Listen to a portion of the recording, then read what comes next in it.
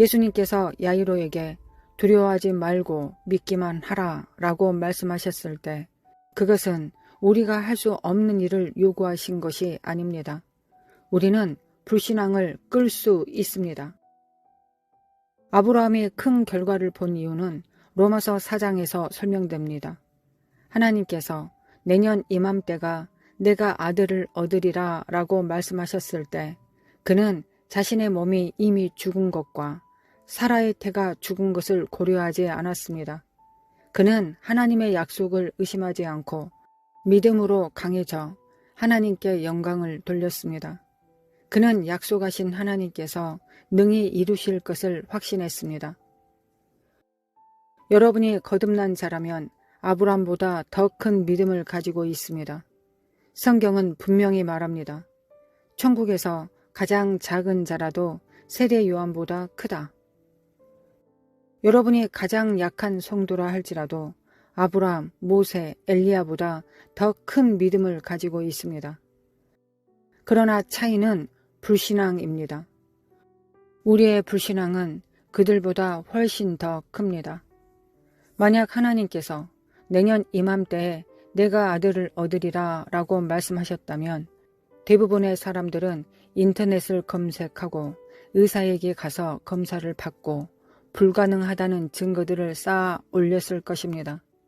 그러고 나서 하나님께 정말입니까? 라고 묻습니다. 그러나 아브라함은 고려하지 않았습니다. 고려하다 라는 단어는 연구하다, 숙고하다, 검토하다 라는 뜻입니다. 그는 부정적인 것들을 생각하지 않았습니다. 그는 하나님의 말씀만 들었고 그것으로 충분했습니다. 여러분 모두는 이미 그가 채찍에 맞음으로 너희가 나음을 입었느니라 라는 말씀을 들었습니다. 그것만으로도 치유받기에 충분합니다. 문제는 우리가 하나님의 말씀과 반대되는 것들을 받아들였다는 것입니다. 예수님께서는 제자들에게 너희의 믿음이 부족해서가 아니라 너희의 불신앙 때문이다 라고 말씀하셨습니다. 믿음은 충분했지만 불신앙이 그것을 상쇄했습니다. 성경에서 NIV가 빠뜨린 21절은 이렇게 말합니다. 이런 종류는 기도와 금식 외에는 나가지 아니하느니라.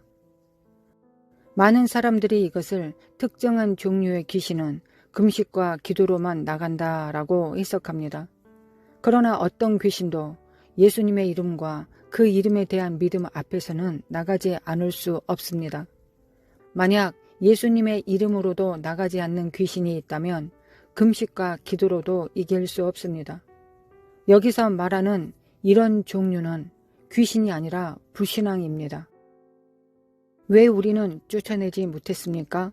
라는 질문에 대한 답은 불신앙이었고 이 불신앙은 기도와 금식으로만 제거될 수 있다는 것입니다.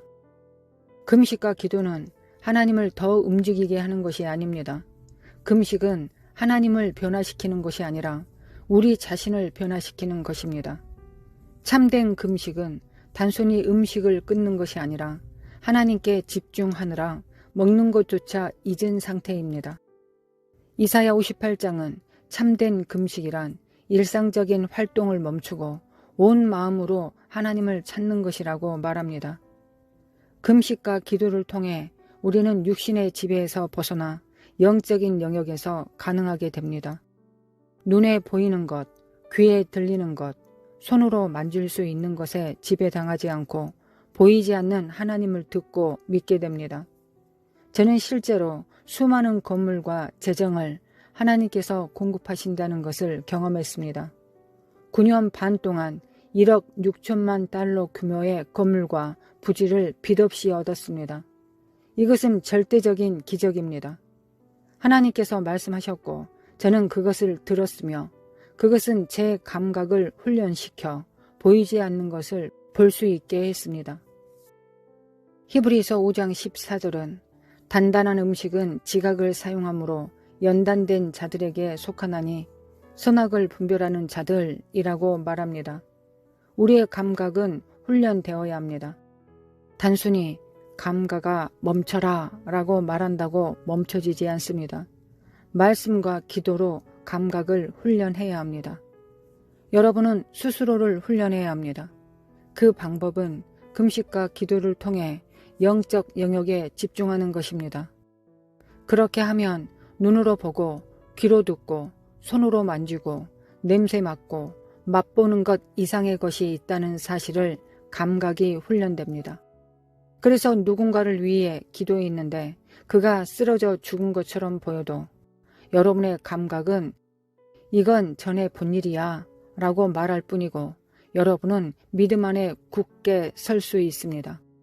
그러나 만약 세상에만 연결되어 있다면 롯처럼 세상의 더러운 대화에 괴롭힘을 당한다면 말씀과 진리인 하나님의 말씀에 시간을 들이지 않는다면 여러분의 육신은 반항할 것입니다. 예수님의 이름으로 치유되었다라고 선포해도 육신은 내가 누구길래 나에게 명령하느냐? 내가 언제 나에게 지시한 적이 있느냐라고 반응할 것입니다.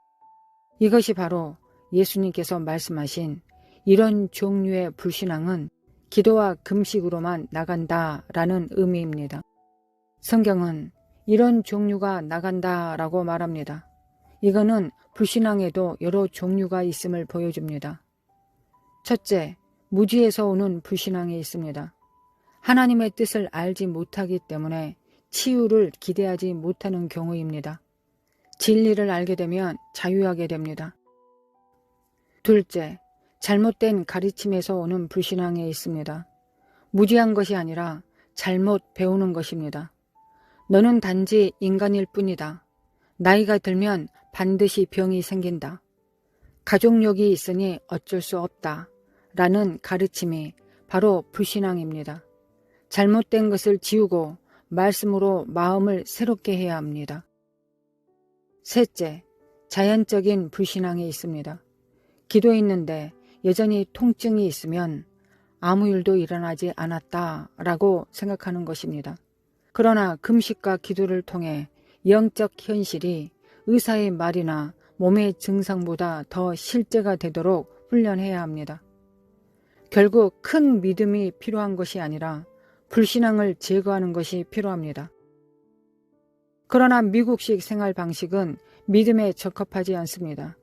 매일 나쁜 소식을 듣고 부정적인 메시지에 노출되면 반드시 영향을 받습니다. 고린도전서 15장 33절은 악한 친구는 선한 행실을 더럽힌다 라고 말합니다. 나는 괜찮다 라고 말한다면 그것은 속임수입니다. 불신앙은 반드시 우리를 더럽힙니다. 그러나 하나님께서는 우리가 수도원에 들어가 세상과 완전히 단절된 삶을 살기를 원하지 않으십니다. 우리는 세상 속에 살지만 동시에 불신앙을 끊어내는 결단을 내려야 합니다.